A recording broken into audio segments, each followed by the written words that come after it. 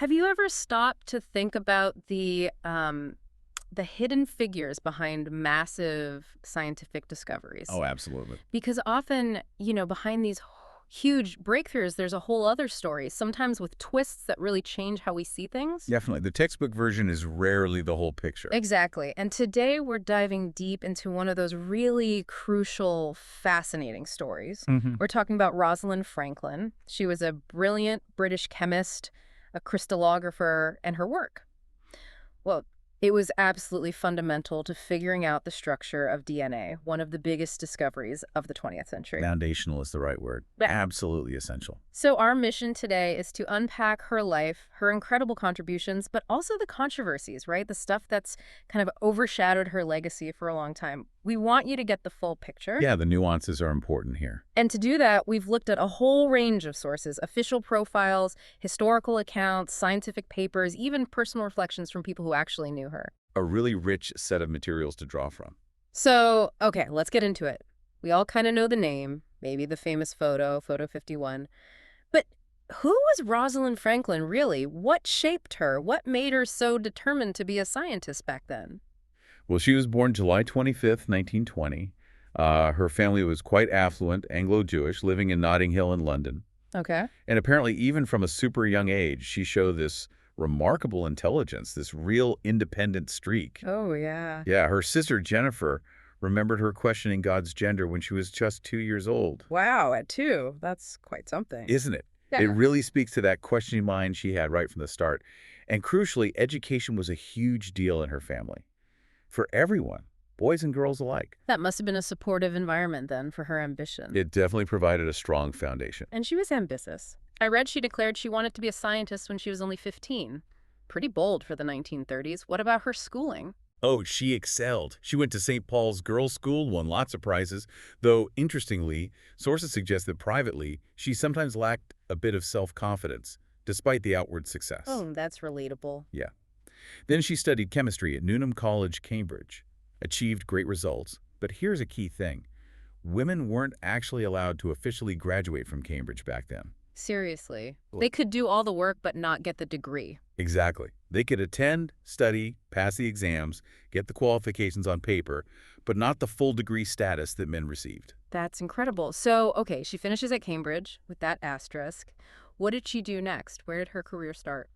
Well, the war was on, so in 1942, she joined the British Coal Utilization Research Association, doing national war work. Right, contributing to the war effort. Yes, and this work actually led to her PhD thesis. She got her doctorate from Cambridge in 1945 based on it. And the thesis was on coal. Huh. Sounds very specific. It was the physical chemistry of solid organic colloids with special reference to coal. Basically, she was using really advanced techniques for the time to understand the tiny microscopic structure of coal. Which was super important for industry and energy, I imagine. Absolutely vital. And then, after the war, she moved to Paris from 1947 to 1950. And sources say this was probably the happiest time of her life. Oh, interesting. Why Paris? She worked in a public chemistry lab there, the Laboratoire Central de Services Chimiques de l'État. And this is where she became a real expert in X-ray crystallography. Ah, the technique that becomes so important later. Exactly. She mastered it. Firing X-rays at crystals and reading the patterns they make to map out the atomic structure. Huh. She applied this to coals, how they turn into graphite. Her papers on that are still considered significant work today. So she builds this incredible expertise in a really demanding technique. And then 1951, she moves back to London to King's College. This is where the DNA story really kicks off, isn't it? Yes. This is the pivotal moment. Yeah. But it wasn't straightforward. What was her intended role there, and what were the immediate problems she ran into? Well, the director, John Randall, initially hired her to work on proteins and lipids. Mm. But then he reassigned her to study DNA fibers. She had a PhD student, Raymond Gosling, assisting her. Okay, so far so good. But the crucial mistake Randall made was not clearly defining her role in relation to Maurice Wilkins, who was already working on DNA there. And this lack of clarity, it just led to immediate and ongoing friction. Constant antagonism. That sounds awful to work in. Apparently, Wilkins even mistook her for a secretary when they first met. And later, in his book, he called her Rosie, a name she disliked, and complained she was too independent. Too independent. Wow. Speaks volumes about the time, doesn't it? It really does.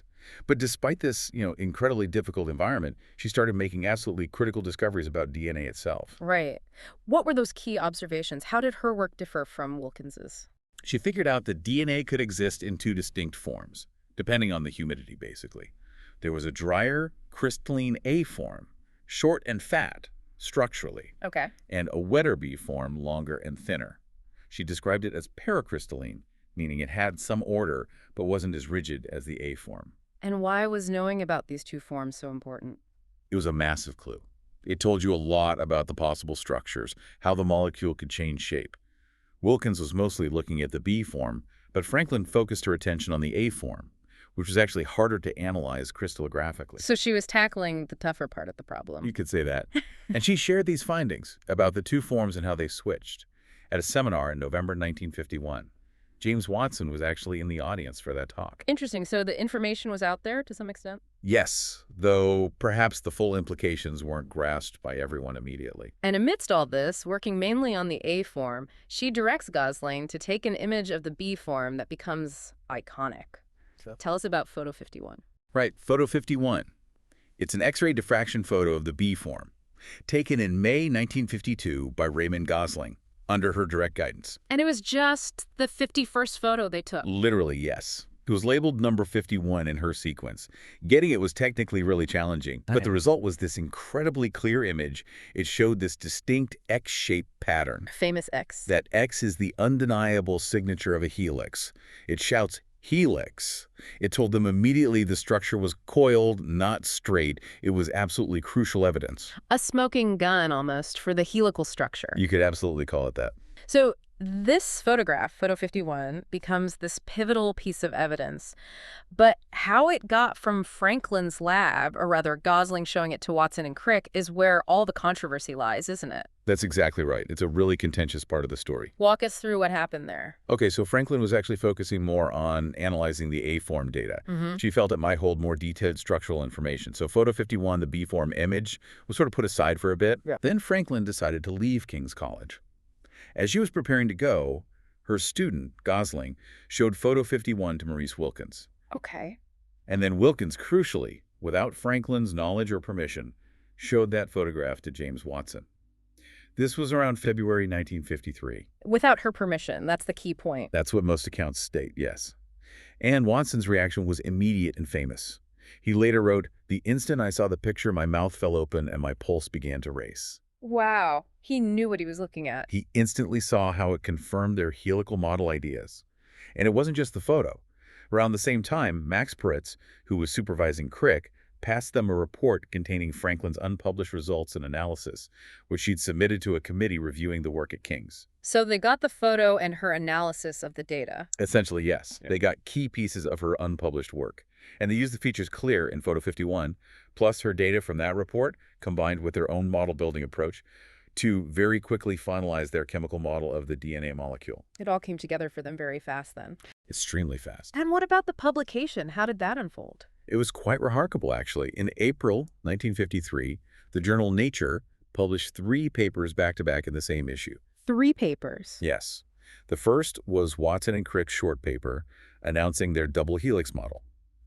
The second was by Wilkins and his colleagues with their supporting data. And the third was by Franklin and Gosling, presenting their data, including photo 51. All in the same issue, so her work was published alongside theirs. It was. Though, significantly, Watson and Crick's initial paper didn't really provide much supporting experimental evidence, except for referencing the work in the accompanying papers by the King's group, particularly Franklin and Gosling's data and photo 51. So her data was crucial validation for their model right from the start, even in print. Absolutely. It implicitly acknowledged the importance of her experimental findings. Okay, so the discovery is out. Huge impact. What about the recognition? The Nobel Prize. Right, the Nobel. In 1962, the Nobel Prize in Physiology or Medicine went to Watson, Crick, and Wilkins. And Franklin? Rosalind Franklin wasn't awarded the prize. Tragically, she had died 4 years earlier, in 1958. She was only 37. Oh, wow. So young. Yeah, ovarian cancer. And the Nobel Committee generally doesn't award prizes posthumously. That's the standard reason given. Was that a strict rule back then? It was the general practice. Apparently, there wasn't an explicit rule banning it until 1974, but it was very rarely, if ever, done. Had she lived, it's incredibly likely most people think she would have shared that prize. So her death precluded her from receiving it. But the circumstances around how her data was used, that sparked a lot of debate later, didn't it? Especially after Watson's book. Oh, absolutely. When James Watson published the double helix in 1968, it caused a huge stir. What did he say about her? Well, his portrayal was deeply unflattering.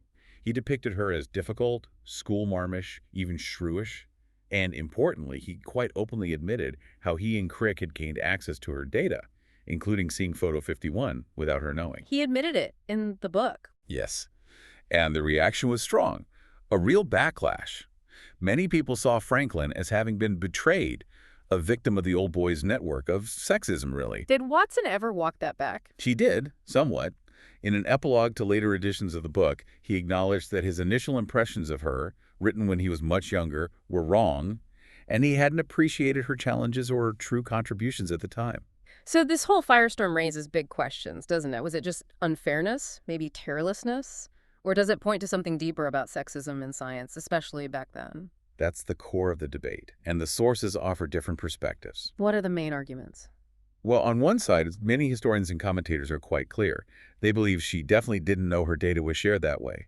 Kiana Smith calls her an essential contributor, totally equal to her male colleagues. Right. Lynn Osmond Elkin, a biologist who studied this, believes Franklin was not treated well, pointing to pervasive sexism and what she even calls a snaky deal to sort of cover up how the data moved from King's to Cambridge. A snaky deal. Strong words. Yes.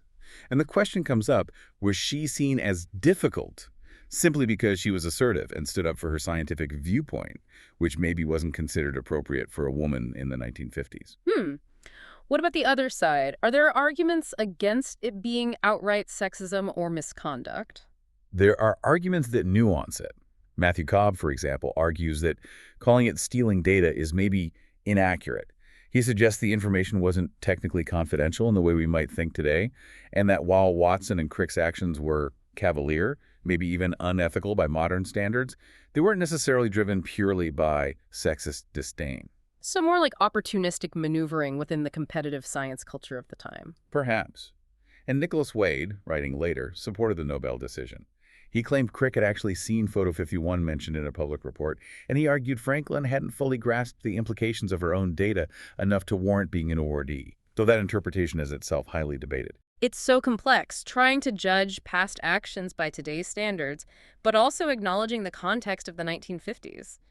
It's tough. It really is. And it forces us to think about what discovery even means. How so? Michelle G. Gibbons makes a fascinating point. She contrasts Franklin's approach, meticulous, data-driven, finding the structure in the data, with Watson and Crick's approach, which was more theoretical model building, creating possible models and modifying them. Two different ways of doing science, almost. Exactly. And Gibbons argues that maybe image making, like creating Photo 51, can itself constitute a form of discovery. That photo wasn't just data. It was powerful visual evidence that constrained the possibilities. It guided the model builders, even if it needed interpretation. So the image itself was a discovery, in a way. That's the argument. It highlights that big discoveries are often a process, involving many people, many steps, some big, some small, like Franklin's crucial experimental work. That's a really important perspective. And it reminds us that Franklin's impact wasn't only about DNA, right? She had a significant scientific career beyond that. Absolutely. We shouldn't forget that. Her early work on coal and graphite was groundbreaking in its own right, really fundamental stuff. And after she left King's? She went to Birkbeck College, also in London. There, she did incredibly important work on the structure of viruses, particularly RNA viruses like the tobacco mosaic virus. She collaborated closely with Aaron Klug. Aaron Klug, another Nobel laureate later on, right? That's right. Klug won the Nobel Prize in Chemistry in 1982, partly for developing crystallographic electron microscopy, work that he acknowledged built directly on the research they started together on viruses. So her work there was also foundational. Very much so. She actually argued against the common view at the time about how long virus particles were, based on her data, and she was later proven correct. It was vital work for understanding virus structure and function. Her dedication sounds immense, and it's even more remarkable considering her health challenges later on. It truly is. She was diagnosed with ovarian cancer in 1956. It was most likely linked to her extensive work with X-ray diffraction. The dangers weren't fully understood or protected against back then. A known hazard of the work, sadly. Yes. But even after her diagnosis, undergoing surgeries and treatment, she kept working. She continued her research, even taking on challenging projects like studying the structure of the live poliovirus, right up until just days before she passed away in April 1958. That's incredible dedication. It's really good to see her contributions getting more recognition now, even if it's belated. Definitely. There have been various efforts. You mentioned the campaign to get her on the 50-pound note in 2018. Right, which didn't happen in the end. Overlooked again, as one source put it. Unfortunately. But then in 2019, a really fantastic tribute was announced. The UK-built rover heading to Mars. It's named the Rosalind Franklin rover. Oh, that's fantastic. Isn't it? Astronaut Tim Peake revealed it. And its mission is to search for signs of past or present life on Mars. A perfect tribute. Really, the woman whose work helped unlock the secret of life on Earth, inspiring the search for life elsewhere. That's wonderful. And there have been plays, documentaries, too. Yes, bringing her story to a much wider audience. The documentary DNA Secret of Photo 51 is excellent. And Anna Ziegler wrote a play, Photograph 51, which was a big hit in London, starring Nicole Kidman as Franklin. That must have raised her profile significantly. It certainly helped. And there's a final poignant connection, too. Her work on DNA underpins so much of modern genetics, including tests for things like the BRCA gene mutations. Which are linked to ovarian cancer risk. Exactly, the very disease she died from. And given her Ashkenazi Jewish heritage, it's considered possible, even likely, that she herself carried one of those mutations. Her work helps us understand the risks she might have faced. Wow, that really brings it full circle. So, summing up, Rosalind Franklin, an incredibly brilliant chemist, crystallographer. Her X-ray work was absolutely pivotal for the DNA double helix discovery. Undeniably pivotal. Plus, she made major contributions to understanding coal, graphite viruses.